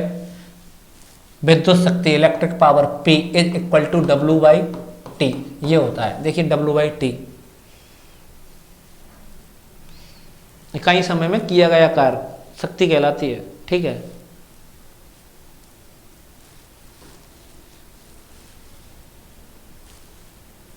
अभी भी दे दीजिए आप इसका जवाब, शायद लग जाए आप पे। देखो कार्य, इसको बोलते हैं जूल, और समय का मात्रक क्या होता है? समय। क्या होता है? समय। ठीक है, तो पावर के जो मात्रक होते हैं क्या निकल के आया?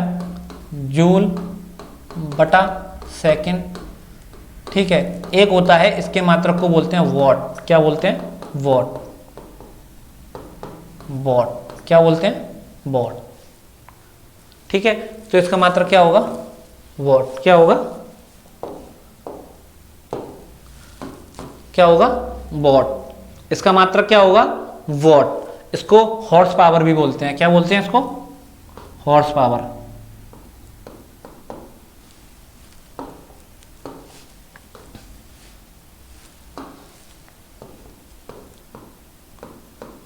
हॉर्स पावर, अश्व शक्ति, हॉर्स पावर भी बोलते हैं। ठीक है, तो वॉट या हॉर्स पावर। ठीक है, अब 1 किलो वॉट, 1 किलो वॉट में क्या होते हैं?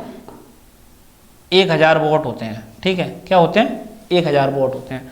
अब 1 किलो वॉट हावर, 1 किलो वॉट हावर ये होती है 1 यूनिट। इसको क्या बोलते हैं? 1 यूनिट। इसी में हमारे घरों में जो इलेक्ट्रिसिटी आती है उसको इसी में नापते हैं 1 यूनिट। 1 यूनिट क्या होती है? 1 किलो वॉट हावर। क्या होती है? 1 किलो वॉट हावर। इसका मान क्या होता है? 3.6 इंटू 10⁶ जूल। ठीक है, ये होता है 1 यूनिट बराबर क्या होता है? ये होता है 3.6 इंटू 10⁶ जूल। ठीक है, आई होगी ये चीज समझ में। देखिए वॉट या हॉर्स पावर क्या है? ये विद्युत शक्ति का मात्रक है। ठीक है, 1 किलो वॉट, 1 किलो वॉट में क्या होते हैं? 1000 वॉट। क्या होते हैं? 1000 वॉट। और 1 किलो वॉट हावर, 1 किलो वॉट हावर, 1 अश्व शक्ति घंटा, इसको क्या बोलते हैं?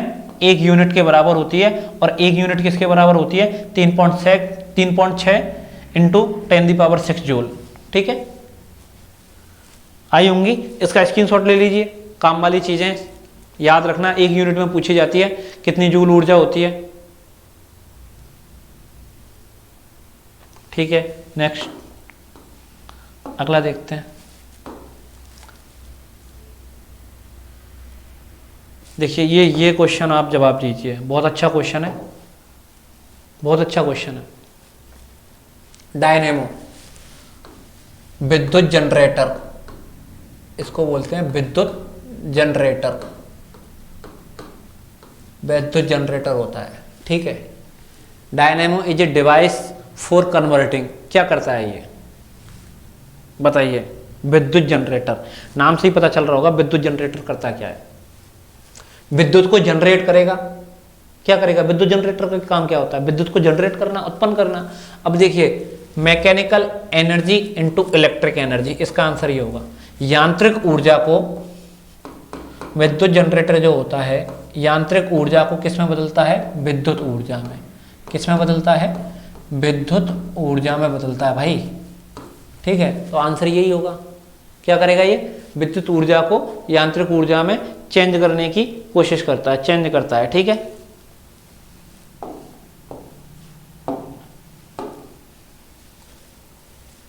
स्क्रीनशॉट ले लीजिएगा आप, और वरना आपको दिक्कत होगी बाद में। अगर आपको रिवीजन करना है तो फटाक से स्क्रीनशॉट ले लिए, चट से देख लिया। ठीक है, ए ट्रांसफॉर्मर जो होता है वो क्या करता है?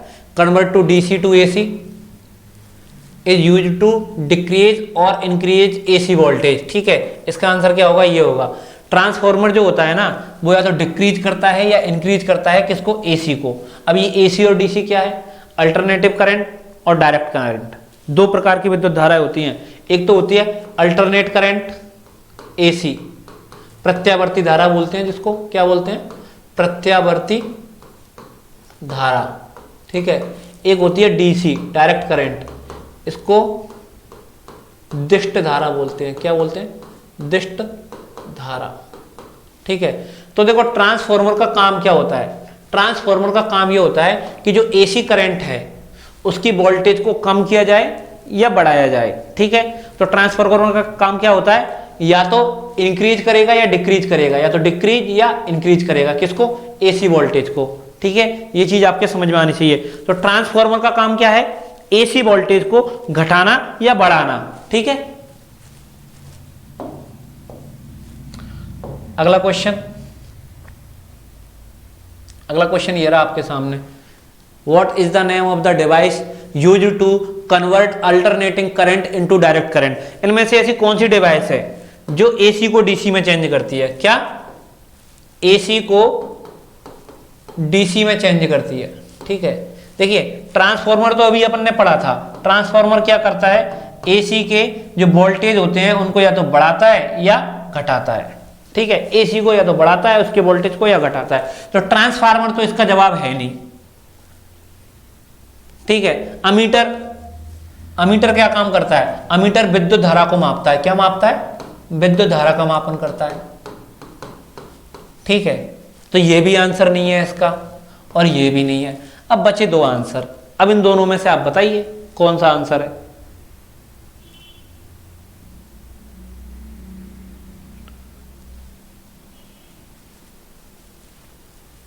देखिए रेक्टिफायर, इसका आंसर क्या होगा? रेक्टिफायर, दिष्टकारी, जिसको हिंदी में बोलते हैं क्या? दिष्टकारी।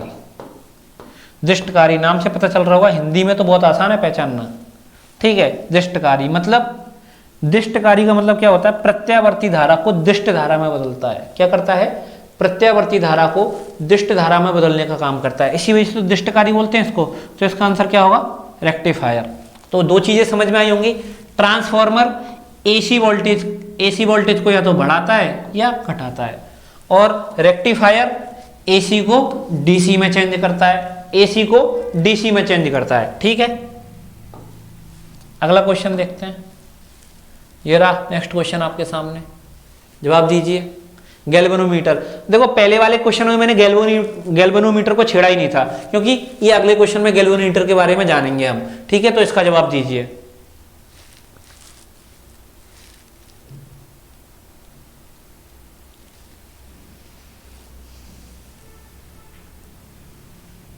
देखिए, एक galvanometer can be converted into A volt meter. Galvanometer को किस में बदल सकते हैं? वोल्ट मीटर में। और वोल्ट मीटर किसके काम में आता है? वोल्ट मीटर किसके काम में आता है? वोल्ट मीटर आता है विभवांतर, जो इलेक्ट्रिक पोटेंशियल था ना, डिफरेंस ऑफ इलेक्ट्रिक पोटेंशियल, विभवांतर, उसको मापने में आता है। किसको मापने में? विभवांतर को। अब ये चीज और ध्यान रखना, जो वोल्ट मीटर होता है ना, वो विद्युत परिपथ में समांतर क्रम में जोड़ा जाता है, पैरेलल कॉम्बिनेशन में समांतर क्रम में जोड़ा जाता है। ये क्वेश्चन बहुत बार पूछा गया है, बहुत इंपॉर्टेंट फैक्ट है ये। ठीक है, और जो अमीटर होता है, क्या? अमीटर, जो कि विद्युत धारा का मापन करता है, ये श्रेणी क्रम संयोजन में जोड़ा जाता है, सीरीज कॉम्बिनेशन में। किस में जोड़ा जाता है? श्रेणी क्रम में, सीरीज कॉम्बिनेशन में जोड़ा जाता है। ठीक है, अमीटर को। और वोल्ट मीटर को किस में जोड़ते हैं? समांतर क्रम संयोजन में, ये चीज याद रखना। अब इसमें ये पूछा है, एक galvanometer can be converted into a voltmeter by connecting with it a. देखिए कौन से क्रम में जोड़ने पर या क्या चीज जोड़ने पर जो गैल्वेनोमीटर है उसको वोल्ट मीटर में बदल सकते हैं।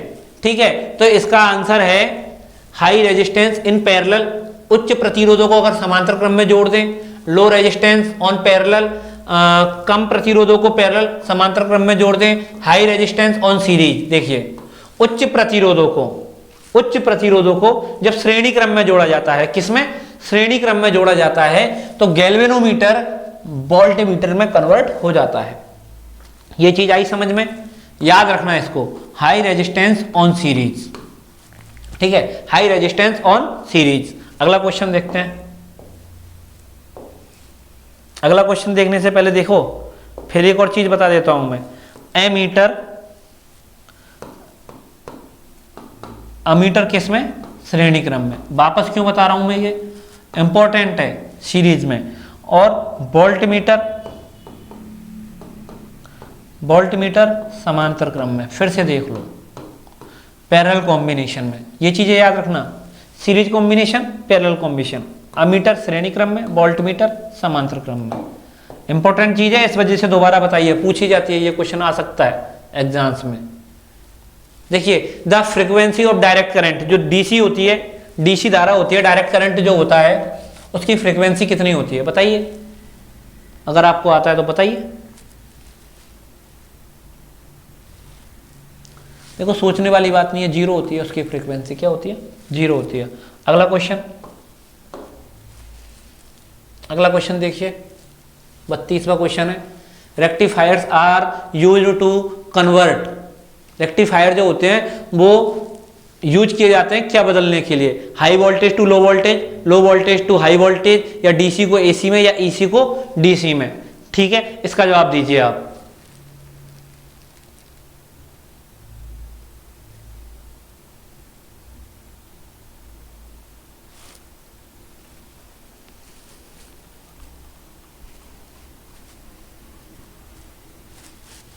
जवाब दीजिए।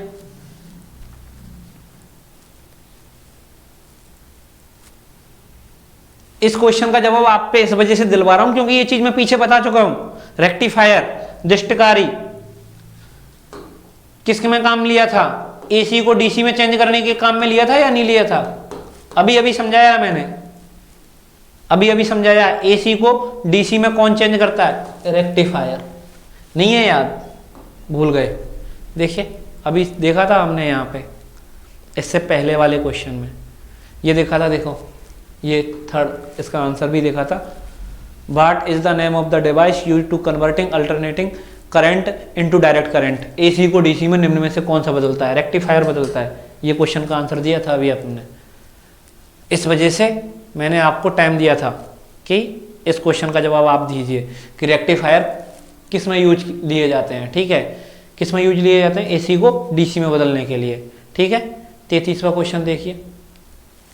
The material used in electric heater is, electric heater में निम्न में से कौन सी धातु काम में ली जाती है, कौन सी धातु से इलेक्ट्रिकल जो हीटर होते हैं किससे बनते हैं, कौन सी धातु काम में आती है, जवाब दीजिए इसका।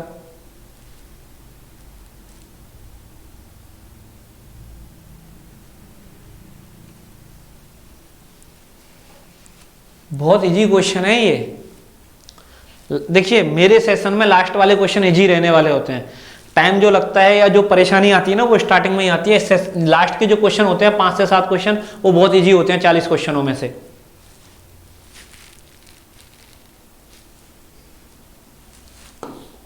ठीक है, आप लोगों ने जवाब दे दिए।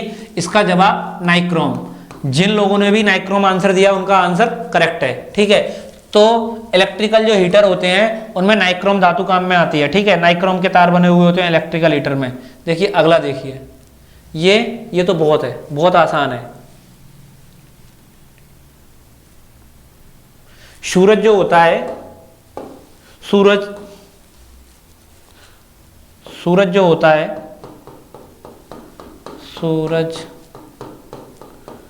सूरज जो होता है उसमें से ऊर्जा निकलती है। ठीक है, वो हमारी पृथ्वी तक आती है। पृथ्वी तक आती है वो ऊर्जा, अल्ट्रावायलेट रेज, ठीक है। अब वो जो ऊर्जा उत्पादन होता है सूरज में, वो किसकी वजह से होता है? देखिए दो अभिक्रियाएं होती हैं, एक होती है नाभिकीय संलयन, नाभिकीय संलयन, ठीक है, एक होता है नाभिकीय विखंडन, नाभिकीय विखंडन, न्यूक्लियर फ्यूजन, न्यूक्लियर फिशन, ठीक है, दो होती हैं, नाभिकीय संलयन और नाभिकीय विखंडन। देखिए नाभिकीय विखंडन को समझते हैं। नाभिकीय विखंडन में होता क्या है, परमाणु का जो नाभिक होता है वो जब टूटता है, परमाणु का जो नाभिक होता है जब वो टूटता है तो टूटने के दौरान ऊर्जा उत्पन्न होती है, तो उस अभिक्रिया को बोलते हैं नाभिकीय विखंडन। लेकिन जब दो छोटे छोटे नाभिक मिलके एक बड़ा नाभिक बनाते हैं, ठीक है, बड़ा न्यूक्लियर बनाते हैं, तो उसको बोलते हैं नाभिकीय संलयन, उससे भी ऊर्जा का उत्पादन होता है, ठीक है। नाभिकीय विखंडन में भी ऊर्जा का उत्पादन होता है, नाभिकीय संलयन में भी ऊर्जा का उत्पादन होता है। तो देखो एटम बम जो परमाणु बम होते हैं ना, उनमें नाभिकीय विखंडन की अभिक्रिया होती है, उनमें क्या होती है, नाभिकीय विखंडन की अभिक्रिया। नाभिक टूटते जाते हैं, छोटे छोटे छोटे छोटे परमाणु बनते जाते हैं अलग अलग, वो होती है नाभिकीय विखंडन। उसमें जितनी एनर्जी क्रिएट होती है, जितनी ऊर्जा उत्पादन होती है, उससे ज्यादा ऊर्जा उत्पादन होती है नाभिकीय संलयन में। किसमें?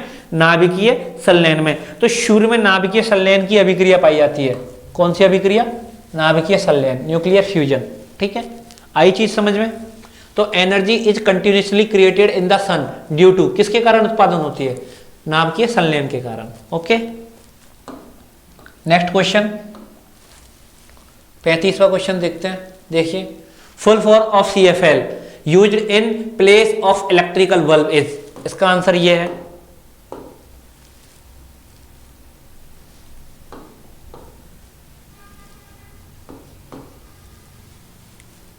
कॉम्पैक्ट फ्लोरोसेंट लैम्प, ठीक है। CFL की फुल फॉर्म में, इसको याद रखना आप, कॉम्पैक्ट फ्लोरोसेंट लैम्प, ठीक है।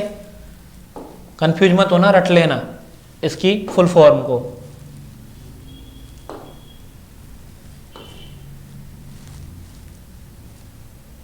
अगला देखिए, which of these waves can be polarised, इनमें से कौन सी तरंगें जो हैं उनको पोलराइज किया जा सकता है, जिनका ध्रुवन किया जा सकता है। तो देखिए ध्रुवन का गुण जो होता है वो प्रकाशिक जो रेज होती हैं, प्रकाश की जो किरणें होती हैं उनमें पाया जाता है। तो ध्रुवन का गुण किस में पाया जाता है? प्रकाशिक किरणों में ध्रुवन का गुण पाया जाता है। तो इसका आंसर क्या होगा? इसका आंसर फोर्थ होगा। क्या होगा?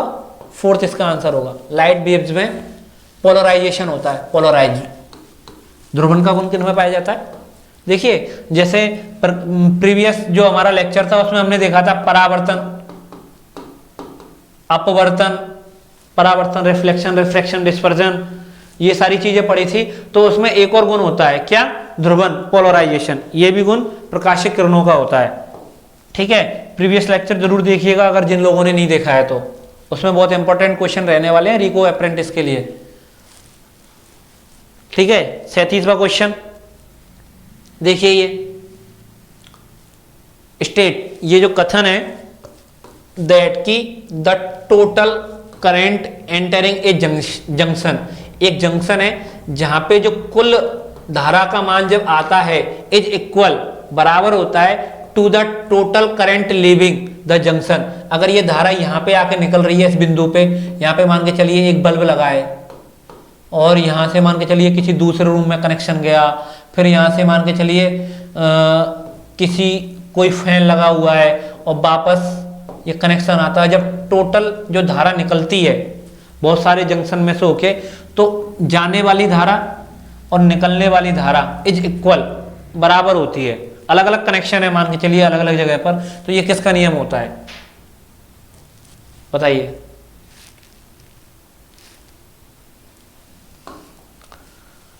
किरचॉफ का जो नियम है ना, किरचॉफ का नियम ये कहता है कि टोटल करंट एंटरिंग, अंदर जाने वाला जो करंट है टोटल, ए जंक्शन पॉइंट, किसी जंक्शन पॉइंट से एंटर किया है, इज इक्वल, ये बराबर होता है to the total current leaving, जब बाहर निकलता है तो वहां पर और यहां पर एंटरिंग पॉइंट पर और लीविंग पॉइंट पर जो धारा का मान होता है वो बराबर होता है, ठीक है। तो ये किरचॉफ का नियम है। किसका नियम है? ये किरचॉफ का नियम है। अगला क्वेश्चन देखते हैं, 38वां क्वेश्चन है which material is used in the manufacturing of electric heater coil. देखो ये अभी क्वेश्चन कर ही चुके हैं, इलेक्ट्रिक हीटर में कौन सी काम में आती है, नाइक्रोम, ठीक है, कोई दिक्कत नहीं है। अगला क्वेश्चन देखिए 39वां, जवाब देने की कोशिश कीजिएगा, टेंशन मत लो, थोड़ा सा और है, 5 मिनट की क्लास और है, बड़ी क्लास हो गई है आज की, लेकिन अभी 2-3 क्वेश्चन और हैं, उनको सॉल्व करने की कोशिश करते हैं। व्हाट इज द रेजिस्टेंस, क्या प्रतिरोध होगा, प्रतिरोध का मान क्या होगा, of an electrical component if A current of AM 0.1 ampere. देखिए धारा का मान कितना है, 0.1 एम्पियर, इसको यहां पे रख लेते हैं, ठीक है, 0.1 एम्पियर, ठीक है, ये हो गया। पासेज थ्रो, उसमें से होकर 0.1 एम्पियर धारा प्रवाहित होती है। It on application of 5 volt of potential difference, potential difference कितना है, 5 वोल्ट, ठीक है, आई का मान आ गया, बी का मान आ गया, across it what is the resistance, प्रतिरोध कितना होगा, आर बताना है आपको। क्वेश्चन है इतना इजी, देखिए क्वेश्चन लग रहा होगा लेकिन बहुत इजी है। आई का मान दे रखा है 0.1 एम्पियर, पोटेंशियल डिफरेंस दे रखा है 0.5 वोल्ट, तो आर का मान क्या होगा। देखिए ओम के नियम में क्या होता है, B equal to I R और R equal to B upon I, यही होता है, R equal to B upon I, तो बी 5/0.1 यही होगा, 5/0.1, ठीक है, इसको यहां पे लिख लेते हैं, वहां से क्या मैं कट जाता हूं, इधर देखते हैं अपन, R इज इक्वल टू 5/0.1। देखिए इस पॉइंट को हटा दीजिए, इस पॉइंट को हटा दीजिए, यहाँ पे 0 लग जाएगी, यहाँ पे 0 लग जाएगी, 1 का 50 में भाग देंगे, 50 ओम, कितना प्रतिरोध प्राप्त होगा, 50 ओम। तो आंसर क्या होगा, ये होगा, आंसर क्या होगा, ये होगा, ठीक है। दिक्कत आई, नहीं आनी चाहिए, फिर भी मैं एक बार और समझा देता हूं, अगर समझ में नहीं आया हो। एम्पियर का मान दे रखा है कितना, आई का मान दे रखा है 0.1 एम्पियर, बी का मान दे रखा है 5 वोल्ट, ठीक है, आर अपन को ज्ञात करना था, ओम का नियम होता है B equal to I R, ठीक है, तो आर बराबर बी अपॉन आई, बी का मान रख दिया 5 और आई का मान रख दिया 1, भाग देने पर आता है 50 ओम, ठीक है, इसका आंसर ये होगा, ठीक है। नेक्स्ट क्वेश्चन देखते हैं, नेक्स्ट क्वेश्चन ये रहा 40वां भी सेम ऐसे ही है, न्यूमेरिकल है। व्हाट इज द रेजिस्टेंस, प्रतिरोध कितना होगा of an electrical component if A current of 0.2 ampere, तो आई का मान कितना है 0.2 एम्पियर, ठीक है, passes through it on application of 8 volt of potential difference, ठीक है, पोटेंशियल डिफरेंस कितना है 8 वोल्ट, कितना है 8 वोल्ट, तो वही आर अपन को ज्ञात करना है, तो R equal to B upon I, B का मान कितना है 8 वोल्ट अपॉन 0.2, ठीक है, तो 8/0.2, 8/2, पॉइंट हटा के 0 ऊपर चली गई, बराबर 40 ओम, कितना आया 40 ओम प्रतिरोध आएगा।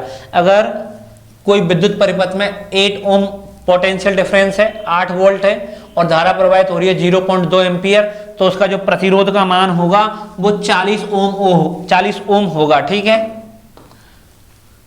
अगला क्वेश्चन ये रहा, अगला क्वेश्चन आपके करने के लिए आप करिएगा 41वां क्वेश्चन, और इसका आंसर सेम ऐसे ही होगा, इसका आंसर वही होगा। देखिए 0.1 एम्पियर दे रखा है, आई का मान 0.4 एम्पियर, ठीक है, बी का मान 12 वोल्ट, क्वेश्चन पढ़ोगे जब आपके समझ में आ जाएगा, तो प्रतिरोध equal to B upon I, ठीक है, ठीक है, बी का मान कितना है 12 और ये 0.4, कितना हो गया 120/4, तो R इज इक्वल टू 30 ओम, कितना आएगा 30 ओम, कितना आएगा 30 ओम, तो इसका आंसर क्या होगा 30 ओम, ठीक है। हाँ, तो आज की क्लास यहीं पे खत्म होती है, ठीक है, थैंक यू। अब कल एक नई क्लास लगेगी केमिस्ट्री की, फिजिक्स में आपके में यही टॉपिक थे, तो फिजिक्स वाला पोर्शन आपके लिए यही खत्म होता है। अब हम नेक्स्ट क्वेश्चन या तो केमिस्ट्री से रिलेटेड लेके आएंगे या आपके लिए बायोलॉजी के कुछ क्वेश्चन लेके आएंगे। तो अगली क्लास में मिलते हैं, तब तक मस्त रहिए, खुश रहिए, अपनी स्टडी पे ध्यान दीजिए और तैयारी करते रहिए। Thank you very much.